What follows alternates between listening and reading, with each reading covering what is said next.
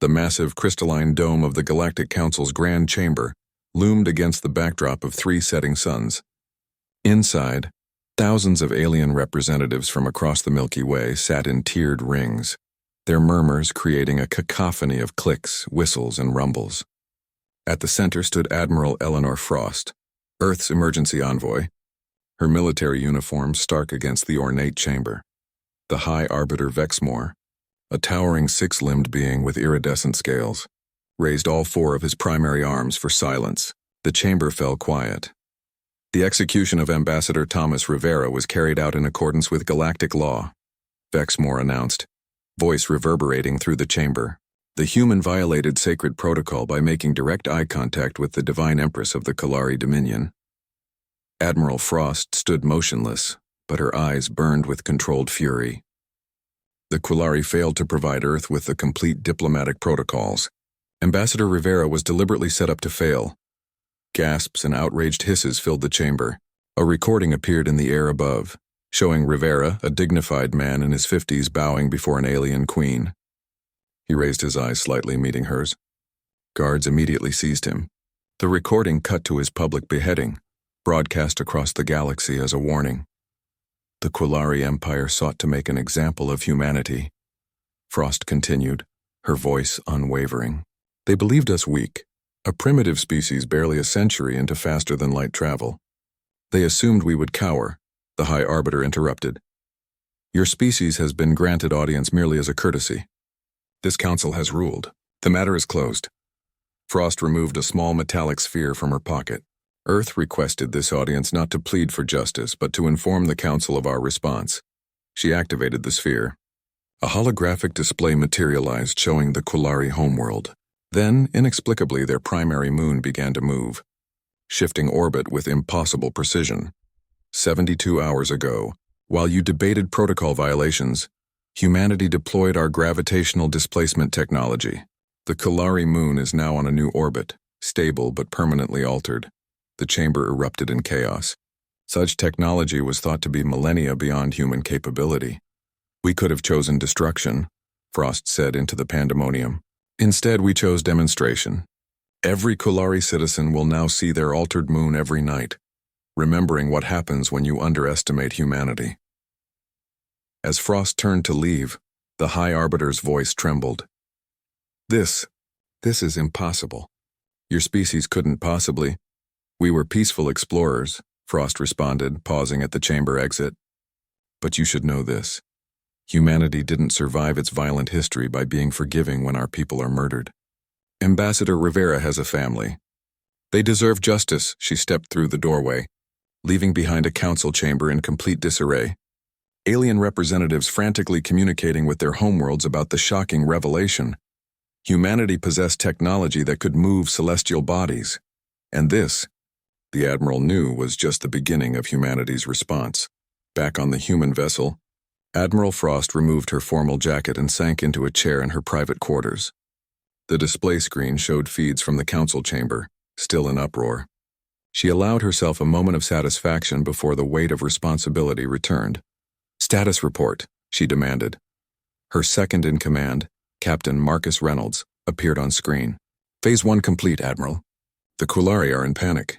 Their military vessels are scrambling but maintaining distance from our fleet. And the moon's orbit?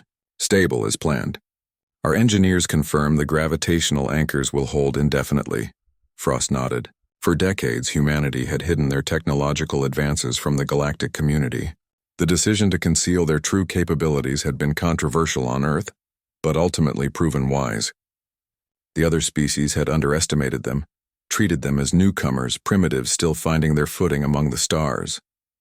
That illusion had served its purpose. Now it was time for the truth. Initiate Phase 2, she ordered. Dispatch the Phantom Division. Reynolds hesitated. Admiral, the Council will view this as an act of war. They executed our ambassador on live broadcast, Frost replied coldly. War began the moment they took his head. On her screen, a map of the Quillari Empire appeared. 17 worlds spanning 2 spiral arms of the galaxy. Red dots blinked into existence across the display, marking targets. What about the civilian populations? Reynolds asked. Frost's expression softened slightly. We are not the Quillari. We don't punish innocents for their leaders' crimes. The Phantom Division has precise objectives: governmental systems, military installations, information networks. No civilian casualties. She paused, staring at the map. The Kolari leadership believed we would either beg for mercy or launch a futile military strike they could crush publicly.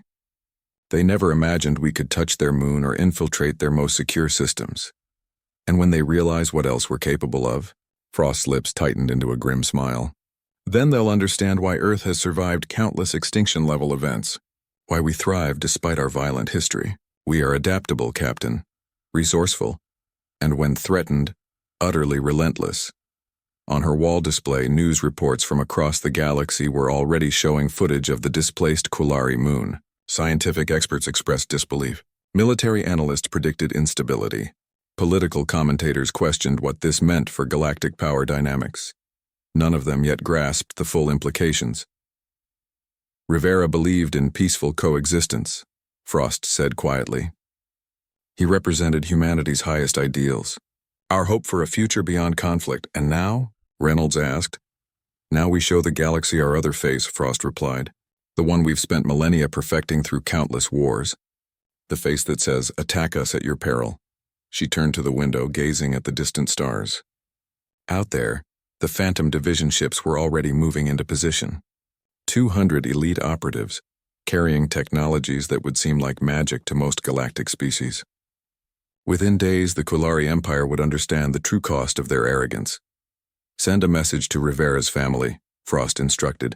Tell them Phase 1 is complete. Justice has begun.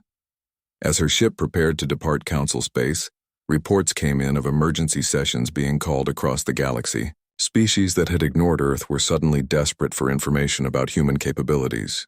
Diplomatic channels that had been silent for years suddenly buzzed with activity. Admiral Frost allowed herself a small, satisfied smile. The Kolari had killed their ambassador to demonstrate power. In response, humanity had moved a moon. This was only the beginning. The real demonstration of power was yet to come. Set course for Earth, she ordered. We have preparations to make. As the ship accelerated to faster-than-light speeds, Frost reviewed the plans for Phases 3 through 7. The Kolari had awakened something ancient and dangerous, humanity's absolute determination to survive no matter the cost. The galaxy was about to learn why. 3 weeks after Admiral Frost's declaration to the Galactic Council, the Kolari Dominion found itself in the grip of unprecedented chaos. In the sprawling capital city of Kuzanar, Divine Empress Talzara stood at her palace balcony, staring up at the altered moon hanging impossibly in the wrong position. Her 4 eyes blinked nervously as she turned to her High Commander. How could primitives possess such technology? The humans have been spacefaring for barely a century, she hissed. Before her commander could respond, the palace lights flickered and died. Emergency systems failed to activate. Throughout the city, power grids collapsed in cascading failure. In the ensuing darkness, Dr. Marcus Reeves, disguised with subtle prosthetics to appear as a Kolari servant, slipped through the palace corridors. He'd infiltrated the royal household months ago, long before Ambassador Rivera's execution. The darkness was his signal. Across the planet, 200 human operatives simultaneously activated hidden devices in key infrastructure nodes. They had been placed there over the past year by the Phantom Division, a covert human intelligence organization unknown to the galactic community. In the Royal Archives, Reeves accessed the central data core. Package delivery confirmed, he whispered into a subdermal communicator. Uploading Prometheus. The Prometheus protocol, a sophisticated AI system, began spreading through the Kolari information networks, bypassing security measures as if they weren't there. It didn't destroy, it revealed. When power returned 6 hours later, every communication device on the planet simultaneously activated. Citizens' personal screens, public displays, government terminals, all showed the same footage. Secret recordings of the Kolari High Council explicitly planning Ambassador Rivera's trap, discussing how his execution would put the upstart humans in their place. But that wasn't all. Financial records appeared, revealing massive corruption within the Dominion's ruling class. Military plans detailing unprovoked attacks on peaceful species. Evidence of genocide hidden for centuries. In the royal chamber, Empress Talzara watched in horror as her private communications played on every screen. Her own voice echoed, "The humans are dangerous because they're unpredictable. Kill their ambassador, make it public. They'll learn their place or we'll eradicate them." Outside, crowds gathered in the streets, centuries of oppression suddenly exposed. The population erupted in protests that quickly became riots. The Kalari military, their communications compromised and their secrets exposed, struggled to maintain control. In orbit, a small human vessel prepared to depart. Inside, Reeves removed his disguise, watching real-time feeds of the unfolding revolution. "We never fired a shot," he said to his team. "Just revealed the truth." His second-in-command nodded. The Kalari always believed information control was power. They never understood that truth is the most devastating weapon of all. As their ship slipped into FTL, the Kalari homeworld continued its descent into revolution, not through human military force, but through the simple, devastating power of exposed truth. Back at Earth Central Command, Admiral Frost watched the feeds from the Kalari homeworld with grim satisfaction. The massive display wall showed dozens of cities across the Kalari Empire, all experiencing the same phenomenon: crowds in the streets, military forces in disarray, government officials fleeing. Phase 2 progressing as expected, reported Director Lydia Hastings, head of the Phantom Division. All operatives extracted safely. Prometheus has fully integrated with their networks. Impossible to remove without shutting down their entire infrastructure. Frost nodded. Casualties? None directly attributed to our operations, Hastings replied. Some violence in the riots, but minimal. The Kalari public is largely directing their anger at their own leadership, exactly as predicted. President William Donovan entered the command center, flanked by his security team. The room snapped to attention. "At ease," he said, approaching the central display. "I've just finished briefing the Global Council. They've unanimously approved proceeding to Phase 3. Frost raised an eyebrow. "Even the pacifist faction?" "Even them," Donovan confirmed. Ambassador Rivera was well loved. His family's testimony was powerful. There wasn't a dry eye in the chamber. He studied the chaos unfolding on the screens. The Kalari believed us to be technologically primitive but militarily aggressive. They expected tanks and bombs, a response they could counter. "Not this. That's been our advantage since first contact," Hastings noted. "Every species projects their own history onto us. The Kalari rose through military conquest, so they expected the same from us. They never considered we might have developed in different directions." A communications officer interrupted. "Sir, we're receiving multiple urgent requests for dialogue from the Galactic Council. 17 species have reached out through diplomatic channels in the last hour alone. Ignore them," Frost said coldly. The president gave her a measured look. "Admiral, we need to be strategic. Some of these species oppose the Kalari's actions."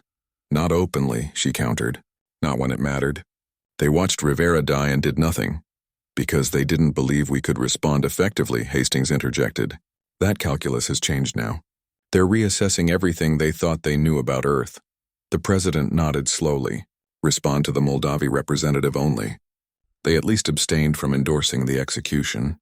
Tell them Phase 3 is non-negotiable, but we're open to discussing what comes after." On the main screen, footage showed the Kalari Imperial Palace being overrun by protesters. Empress Talzara's guards had abandoned her. The tide had turned with shocking speed. "She's trying to reach her private vessel," Hastings reported, pointing to a blinking dot on the tactical display. "Attempting to flee." "Let her," the president said unexpectedly. Frost turned sharply. "Sir?" "Let her escape the immediate danger," he clarified. "But ensure our assets track her. We don't want her dead at the hands of an angry mob. That's too quick, too clean." His expression hardened. "The Empress needs to stand trial, first before her own people, then before the Galactic Council, and finally before humanity. Her execution of Rivera was public. Her downfall will be equally so." Director Hastings received an update through her neural link. "Mr. President, Admiral, Phase 2 is now complete. All Kalari government systems have been compromised. Their military command structure has collapsed. 3 colony worlds have already declared independence." The president straightened his jacket. "Then it's time for Phase 3. Admiral, you have command. Director Hastings, prepare your teams." As the president departed, Frost turned to the strategic display. 17 points of light represented the Kalari Empire, soon to be former empire. With a few commands, she highlighted the trade routes connecting these worlds to the rest of the galaxy. "Begin deployment of interdiction platforms," she ordered. "I want every route to and from Kulari space covered within 48 hours. The Council will see this as an act of war," an aide warned. "No," Frost replied coldly. "They'll see it as mercy, because the alternative would have been the complete destruction of the Kulari as a species." She studied the galactic map, the vast network of civilizations that had dismissed humanity as insignificant. That perception had changed forever. "They killed our ambassador to show their power," she said quietly. "Now we've shown ours, not through destruction but through precision, not through brutality but through truth." In the depths of space, the first interdiction platforms began to unfold like metallic flowers, their gravitational sensors extending outward. The blockade of the once mighty Kulari Dominion had begun. The galaxy would never be the same. 1 month after the Kulari information crisis, the Galactic Council convened an emergency session. The chamber was tense, with many seats conspicuously empty. Representatives from systems allied with the Kulari Dominion had failed to appear. High Arbiter Vexmore addressed the assembly. "The Kulari government has collapsed. Civil war has erupted across their 17 colony worlds. They've formally accused Earth of an act of war." A new figure entered the chamber, General Jackson Wade, Earth's newly appointed military liaison to the Council. Unlike Admiral Frost's controlled demeanor, Wade carried himself with an aggressive confidence that made several alien representatives shift uncomfortably. "The Kulari executed our ambassador on broadcast channels," Wade said without preamble. "They planned it meticulously. We merely showed their citizens who truly ruled them." The representative from the Arc Sewer Confederation, a gelatinous being pulsing with bioluminescence, spoke. "Your response goes beyond proportionality. You've destabilized an entire civilization." Wade smiled coldly. "We're just getting started." He activated a holographic display showing the Andromeda trade route, the galaxy's most vital commercial corridor. Along the route, hundreds of small objects appeared. As of 6 hours ago, humanity has deployed 2,500 autonomous interdiction platforms along all major trade routes to and from former Kulari space, Wade announced. "No ships will pass without inspection." The chamber erupted. The Andromeda route carried 43% of the galaxy's commerce. Billions of beings depended on its constant flow of goods. "This is outrageous," bellowed the representative from the Torgathi Mercantile Guild, their spines flaring in agitation. "You have no authority to blockade neutral space. Your guild transported weapons to the Kulari military for decades," Wade responded, projecting shipping manifests onto the chamber screens. "Weapons used to subjugate innocent populations. Ships carrying essential supplies, food, medicine will pass. Everything else stops until justice for Ambassador Rivera is formally addressed." The Moldavi delegate, an ancient species known for their neutrality, rose slowly. "What do you want, humans?" "What will end this escalation?" Wade's expression hardened. "The Kulari leadership responsible for Rivera's death, delivered to Earth to stand trial under human justice. The immediate release of all political prisoners in Kulari space. Reparations to Rivera's family." "Impossible demands," Vexmore protested. "The Council cannot—" "We're not asking the Council," Wade interrupted. "We're informing you of terms. Humanity spent centuries fighting among ourselves before we reached the stars. We learned patience. Our blockade can remain in place for years if necessary." Though economic projections appeared on the Council. Screens, catastrophic. Losses within months if the blockade held. "How are you, maintaining these platforms?" asked the Arxer representative. "Your fleet isn't large enough to cover such territory." Wade simply smiled. "That's the interesting part. We don't need ships to maintain our blockade." The implication sent a chill through the chamber. The interdiction platforms appeared to be self-sustaining, possibly self-replicating. Technology thought impossible at humanity's development stage. As Wade exited, he paused. Ambassador Rivera believed in peaceful cooperation. His killers mistook that belief for weakness. We suggest you don't make the same mistake. Behind him, the Council erupted into frantic debate, now realizing that humanity possessed not just one, but multiple technologies that should be beyond their capabilities, and the will to use them. On the command deck of the EFS Vigilance, General Wade removed his formal uniform jacket and accepted a cup of coffee from his aide. "How did they take it?" asked Commander Olivia Hayes, his strategic officer. "About as expected," Wade replied. "Shock, outrage, then the slow dawning realization that they're powerless to stop us." The main display showed real-time feeds from the interdiction platforms. Already dozens of ships were queued at checkpoints throughout the former Kalari trade routes. Human inspection teams operating from small, nimble vessels methodically examined each cargo hold. "Status of Platform Network Alpha?" Wade asked. "Fully operational, sir," reported the systems officer. "Self-sustaining power at 99.8% efficiency. Replication systems active but currently dormant as per protocol." Wade nodded with satisfaction. For decades, Earth had hidden these technologies, developing them in secret while presenting a carefully crafted facade of a young, inexperienced, spacefaring civilization to the galaxy. The interdiction platforms represented just one of many technological marvels they had concealed. "Message from President Donovan," Hayes announced. "Phase 3 is officially recognized as active. Phase 4. Preparations are authorized to begin." A ripple of tension passed through the command crew. Phase 4 would represent an escalation far beyond anything they had demonstrated so far. "The Moldavi representative is requesting a private audience," Hayes continued. "They claim to have information regarding former Empress Talzara's location." Wade considered this. The Moldavi stayed neutral during Rivera's execution. They might be looking for a diplomatic solution. "Or setting a trap," Hayes countered. "Possibly." Wade studied the galactic map, considering the Moldavi's position. As one of the oldest spacefaring civilizations, they held significant influence. "Arrange the meeting, but on neutral territory. And inform Director Hastings. I want Phantom Division assets in place." The communications officer interrupted. "Sir, we're receiving distress calls from multiple commercial vessels. Several are claiming their life support systems will fail before they can be cleared through the blockade. Prioritize medical ships and those with perishable supplies," Wade ordered. "But maintain thorough inspections. The Kalari are known for smuggling weapons in civilian vessels." He stood at the viewport watching as a massive container ship was escorted through the blockade by human patrol vessels. The ship belonged to the Torgothi Guild, one of the galaxy's most powerful commercial entities, and one of the Kalari's longtime trading partners. "They never believed we would do this," Wade said quietly. "Blockading major trade routes is beyond the capability of most species, logistically and technologically. Even the Council has never attempted it on this scale." Hayes nodded. "They're still thinking in terms of their own limitations.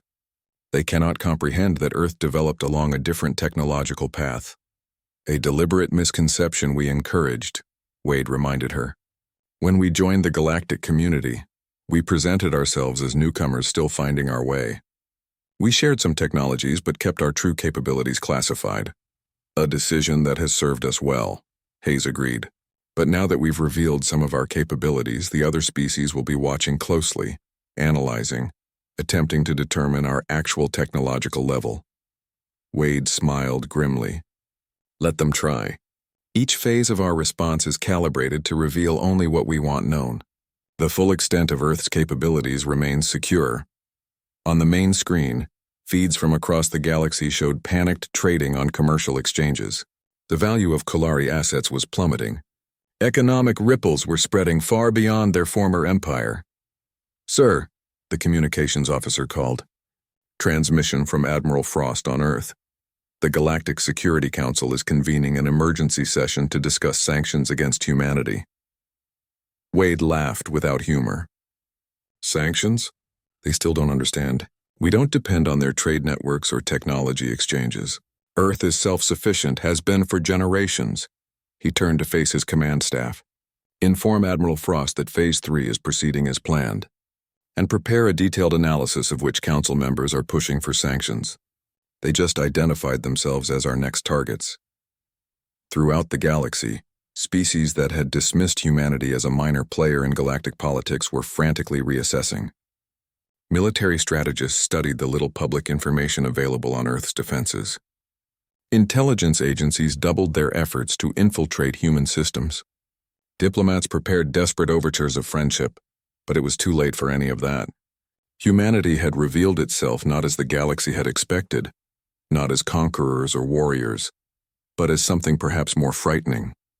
Patient planners who had concealed their true nature for decades, waiting for the right moment to demonstrate their power, and they were still holding back. "Begin preparations for my meeting with the Moldavi," Wade ordered, "and keep the blockade tight. Let's see how long the Council's unity lasts when their economies start to collapse." As the Vigilance moved through space, the interdiction platforms continued their silent work, strangling the commerce of an entire sector of the galaxy. Phase 3 was well underway. Phase 4 waited in the wings. 3 months into the human blockade, the galactic economy teetered on collapse.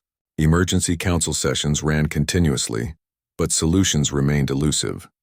The Quillari resistance had delivered most of the officials responsible for Ambassador Rivera's death to Earth. But former Empress Talzara remained in hiding. In the observation deck of the human diplomatic vessel Prometheus, Director Lydia Hastings of Earth Intelligence watched as another convoy submitted to inspection before passing through the blockade. She was expecting a visitor, one who had requested this meeting through unofficial channels. The door slid open to admit Moxtal, the eldest member of the Moldavi delegation. The ancient alien moved slowly, their translucent skin revealing the complex neural pathways beneath. "Director Hastings," Moxtal said, settling across from her, "I appreciate your willingness to speak privately." "The Moldavi have always been fair to Earth," Hastings replied. "That earns you courtesy others have forfeited." Moxtal's compound eyes studied her. "I have examined humanity's technological progress extensively. Your species mastered nuclear fission in 1945, achieved rudimentary spaceflight by 1969, and developed your first functional FTL drive in 2089. Now, merely 48 years later, you demonstrate technologies that took other species millennia to develop, if they developed them at all." Hastings remained impassive. "Your gravitational manipulation technology that moved the Quillari," Moon Moxtal continued. "The information warfare capabilities that toppled an empire without firing a shot. This blockade maintained by devices that seem to operate indefinitely without support. These achievements follow no logical technological progression." "Your point?" Hastings asked. "You are not revealing your true capabilities," Moxtal said. "Or perhaps your true origins." Hastings smiled slightly. "Interesting theory. I believe," Moxtal said carefully, "that humanity has had assistance, perhaps from a species that no longer wishes to be directly involved in galactic politics." Hastings activated a privacy field around them, ensuring complete confidentiality. "The precursors," she said simply. Moxtal's neural pathways visibly pulsed with excitement. "The first civilization. Rumors of their existence have persisted for millennia, but no concrete evidence. Earth was their laboratory," Hastings interrupted. "They seeded our planet with life, guided our evolution, and when they faced extinction, they left their knowledge buried deep in our world. We've been unlocking it gradually, carefully." She projected a hologram showing an underground facility miles beneath the Antarctic ice sheet. Inside, technology utterly unlike human design pulsed with energy. When the Quillari executed Ambassador Rivera, many on Earth advocated for unleashing everything we've discovered. Hastings continued. Our more aggressive factions wanted to demonstrate our full capabilities. Cooler heads prevailed, barely. "The Council must know this," Moxtal whispered. "No," Hastings said firmly. "This revelation comes with a proposal. The Moldavi will privately facilitate the capture of former Empress Talzara. In exchange, Earth ends the blockade and agrees to controlled sharing of precursor medical technology. And if we refuse?" Hastings' expression hardened. "Then humanity continues its current path. We've accessed perhaps 3% of the precursor knowledge cache. Imagine what we'll uncover in another decade." Moxtal stared at the hologram, understanding the implications. The precursors had been capable of engineering stars and reshaping galaxies according to ancient legends. "The Quillari killed our ambassador because they thought us weak," Hastings said softly. "We need the galaxy to understand that humanity is neither weak nor reckless. We want peace, but we will protect our own." Moxtal rose slowly. "I will bring your proposal to my government. But, Director, if what you've shown me is true, humanity now carries the legacy of the most powerful civilization this galaxy has ever known." "We're aware of the responsibility," Hastings responded. "The question is whether the rest of the galaxy is prepared for what that means." As Moxtal departed, Hastings returned her gaze to the blockade. The precursor technology had given humanity unprecedented power. How they wielded it would define their species for millennia to come. When the door closed behind the Moldavi representative, Hastings exhaled slowly. The gamble had been calculated but significant. Revealing the truth about the precursor technology would change humanity's position in galactic politics forever. She activated her secure channel to Earth. President, Donovan's face appeared immediately. Seed is planted, she reported. Moxtal reacted exactly as predicted. Donovan nodded. Will the Moldavi cooperate? They'll have no choice, Hastings replied. The economic pressure from the blockade has affected even their considerable reserves. More importantly, they're scientists at heart. The promise of precursor medical technology is irresistible to them. And when they discover the full truth, Hastings smiled thinly, they'll understand why we kept it hidden. The truth was more complex than what she had revealed to Moxtel. Earth hadn't merely discovered precursor technology. Humanity itself was the final precursor experiment. When their civilization faced extinction, they had encoded their knowledge genetically into a promising primate species on a blue planet in an unremarkable solar system. Human history, the inexplicable leaps in understanding, the savants and geniuses who changed paradigms overnight, the technological revolutions that seemed to come from nowhere, all were echoes of precursor knowledge. Awakening in human minds. Admiral, Frost reports that the Torgathi Guild has formally broken ties with what remains of the Quillari government, Donovan said. Their economic council is requesting an audience to discuss reopening trade routes. Deny them for now, Hastings replied. Let them suffer a bit longer. They were among the Quillari's most steadfast supporters. Her display showed real-time intelligence from across the galaxy. Species that had dismissed humanity were now scrambling to understand them. Military assessments were being revised. Diplomatic overtures were being prepared. We've identified Talzara's location, Donovan continued. She's hiding on the third moon of Quillari's sixth planet in an abandoned mining facility. Do we extract her ourselves? No. We let the Moldavi deliver her as agreed. It gives them a role in resolving this crisis, saves face for them. Hastings nodded. Politics, even on a galactic scale, still required the same delicate handling of egos and appearances. Phase 4. Preparations? She asked. Complete, Donovan confirmed. The tribunal chamber is ready. Representatives from every major civilization have accepted our invitation to witness. The plan had always been more sophisticated than simple revenge. Ambassador Rivera's execution had provided the justification, but Earth had been preparing for decades to step fully onto the galactic stage. The Quillari had merely accelerated the timetable. There are concerns among the Council about what else we might be hiding, Donovan added. Several species have formed a coalition to investigate humanity's true nature. Hastings laughed softly.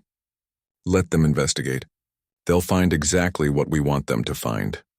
On her screen, footage appeared of human vessels assisting a stranded refugee ship from one of the former Quillari colonies. Earth forces providing medical aid, food, shelter to displaced civilians. We're releasing this through neutral channels, Donovan explained. Balance the fear with evidence of our compassion. The galaxy needs to understand that we can be benevolent as well as powerful. Hastings nodded approval. The Rivera family? They've agreed to participate in the tribunal. His widow will speak. A moment of genuine emotion crossed Hastings' face. She had known Thomas Rivera personally, had valued his vision for humanity's peaceful integration into the galactic community. He would have hated all of this, she said quietly. Yes, Donovan agreed, but he would have understood its necessity. Outside the viewport, the blockade continued its silent work.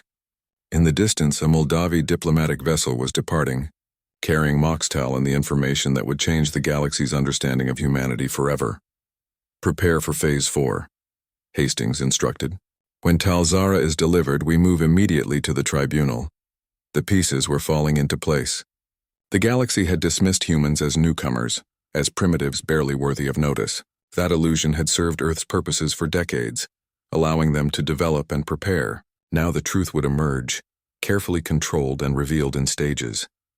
Humanity wasn't just another species joining the galactic community. They were the inheritors of the greatest civilization the galaxy had ever known, and they were ready to claim their inheritance. The grand chamber of the Galactic Council had been transformed. The tiered seating now extended in a complete circle, accommodating representatives from every spacefaring civilization, even those previously deemed too primitive for council membership. At the center stood a raised platform where former Empress Talzara of the Kulari knelt in restraints, her once resplendent robes replaced by simple gray garments. This was the first galactic tribunal in 10,000 years. High Arbiter Vexmore, flanked by 12 judges from the oldest civilizations, addressed the assembly. We convene today to witness justice for crimes committed against humanity, specifically the unlawful execution of Ambassador Thomas Rivera, and for crimes against the Kulari people spanning centuries of oppression. In the human section, Ambassador Rivera's widow, Dr. Elena Rivera, sat with quiet dignity beside President Omar Donovan. Behind them, Admiral Frost and General Wade maintained stoic expressions. The proceedings began with evidence presentation.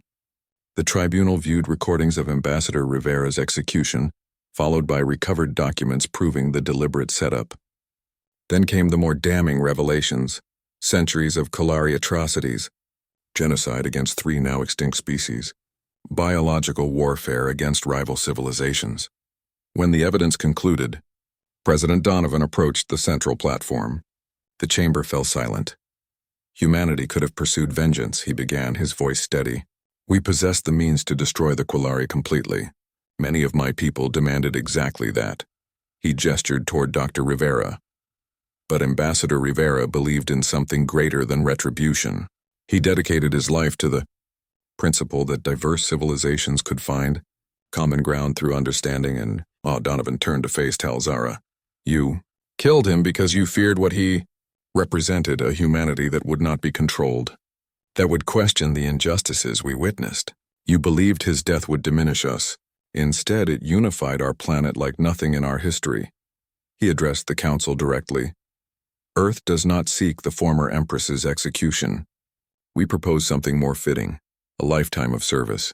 She will join the archaeological teams uncovering precursor sites across the galaxy, contributing to knowledge that will benefit all civilizations.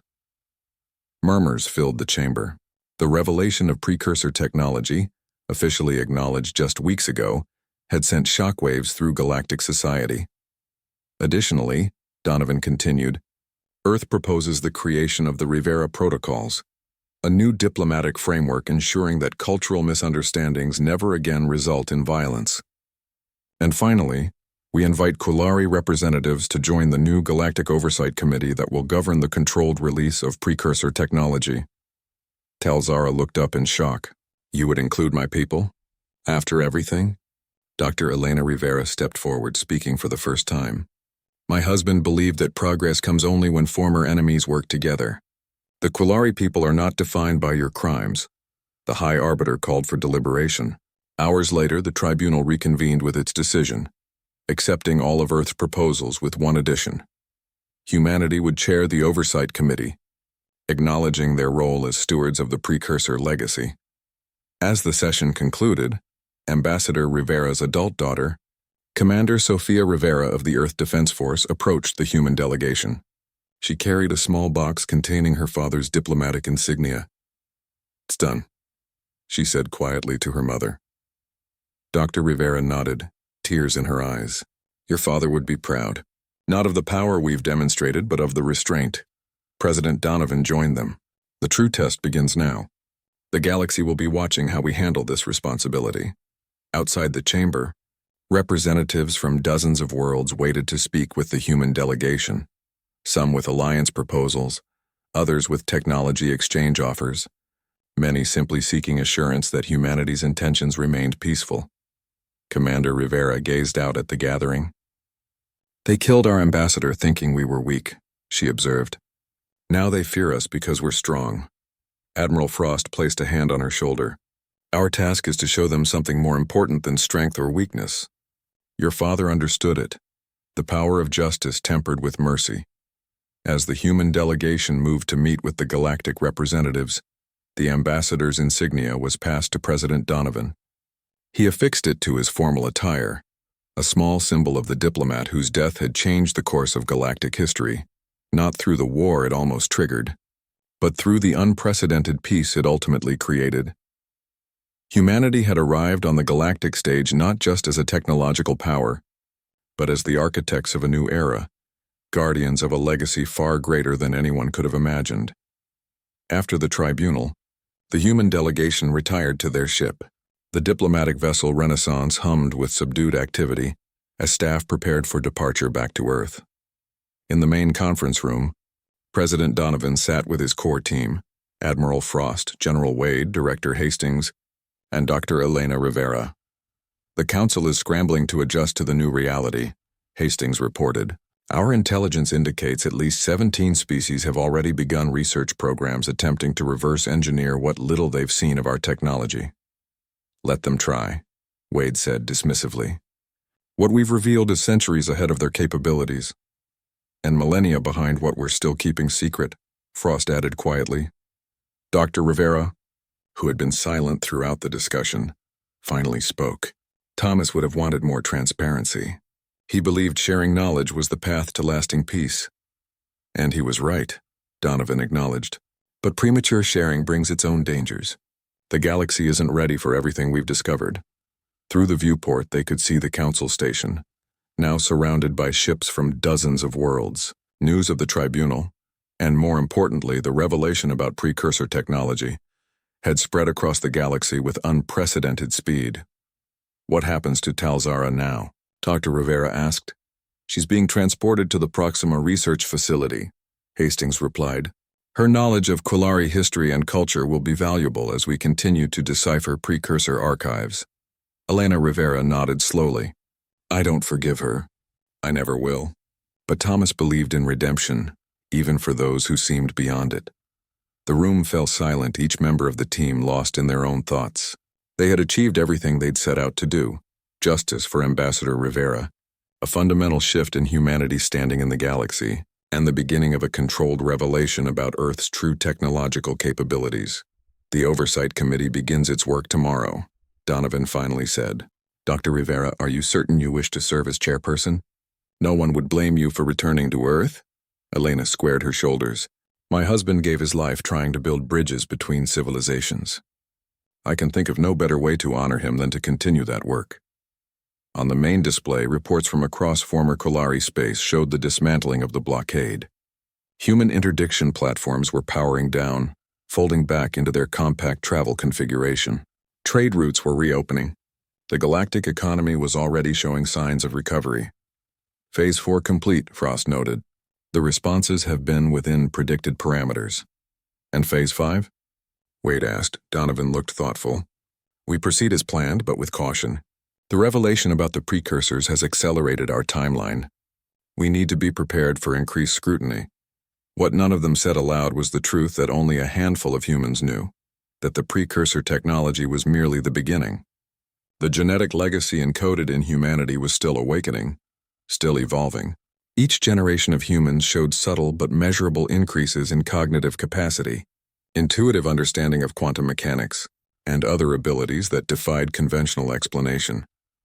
The Rivera protocols will be officially adopted next month, Hastings reported, changing the subject. Already 27 civilizations have signed preliminary agreements. It's a fitting memorial, Elena said softly, creating a framework to prevent cultural misunderstandings from escalating into violence. Outside the viewport, the three suns of the Council world were setting, casting the station in golden light. Throughout the galaxy, beings were discussing the day's events, trying to understand the implications of a species that could move moons, topple empires, and blockade entire sectors of space.